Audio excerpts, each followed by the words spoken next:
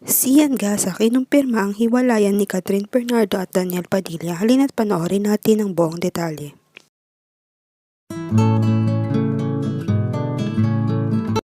Ayon nga sa post ni Sian Gasa ay hiwalay na ang Katniel. Confirmed. Good night. Sleep well. Tama nga yung source ni Ogie.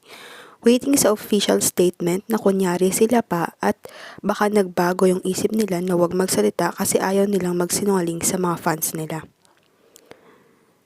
Chismis ang hatid ko dito, hindi peace of mind.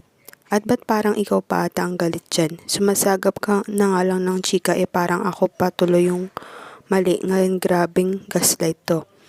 Kung ikaw ay isang tao na nasa tamang hulog ang pag-iisip at hindi baliw sa kanilang love team, alam mong hiwalay na talaga sila mula sa punto na hindi sila naglabas ng official statement for the last 1 month para sa peace of mind ng mga fans.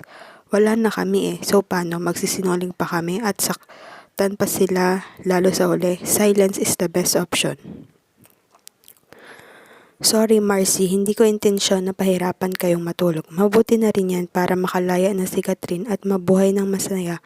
Sana makakawala na siya sa kontrata. Feeling ko susunod si DJ sa yapak ni Rostom at wala akong nakikitang mali doon. Ganyan na ganyan kasi yung hiwalayang Carmina Villaruel at Rostom Padilla. Hanggang ngayon naman ay wala pa ring official statement ang Katniel. Maghintay na lamang tayo ng susunod na update. Huwag kalimutang mag-like at subscribe sa aking YouTube channel, Celiang Beats, para updated kayo sa mga nangyari sa Katniel at kay Andrea Brillantes. Maraming salamat po sa panonood.